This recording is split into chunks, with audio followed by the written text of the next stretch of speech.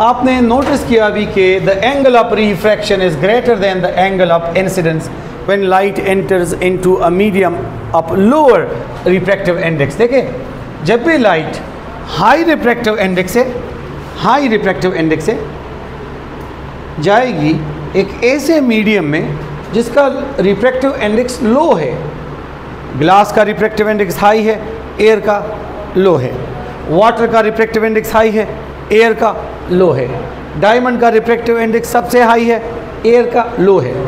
तो जब light high refractive index वाले मीडियम से लो रिफ्रैक्टिव इंडेक्स वाले मीडियम में जाएगी तो नॉर्मल लाइन से अवे बेंड करेगी। शर्म लोग हो, नॉर्मल लाइन से अवे बेंड करेगी।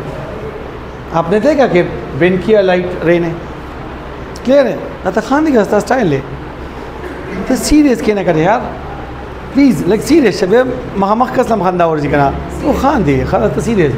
अच्छा, ये 30 डिग्री एंगल था तो ये इतना बेंड हो गई, ठीक है।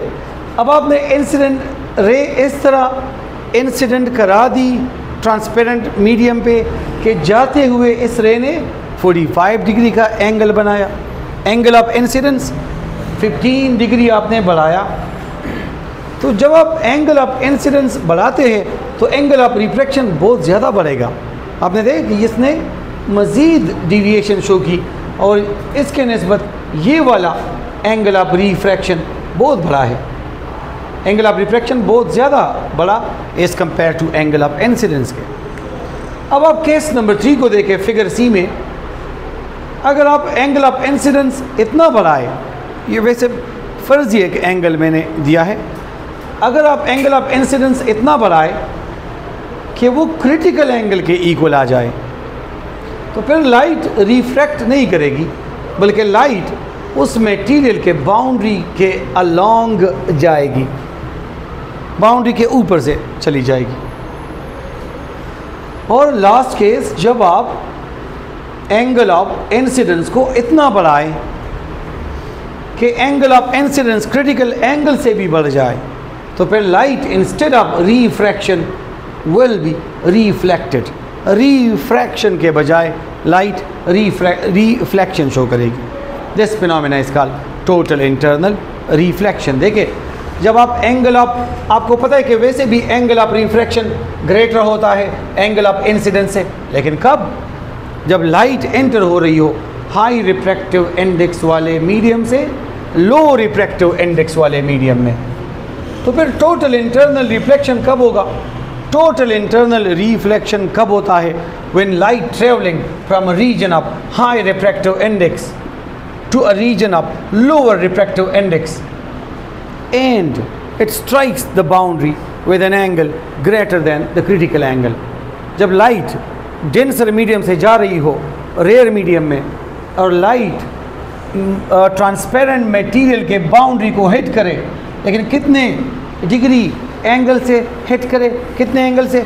इतने एंगल से कि वो एंगल क्रिटिकल एंगल से ज़्यादा हो, वो एंगल ट्रांसपेरेंट मीडियम के क्रिटिकल एंगल से ज़्यादा हो, तो लाइट रिफ्रैक्ट करने के बजाय टोटली वापस आ जाएगा, रिफ्लेक्शन शो करेगा।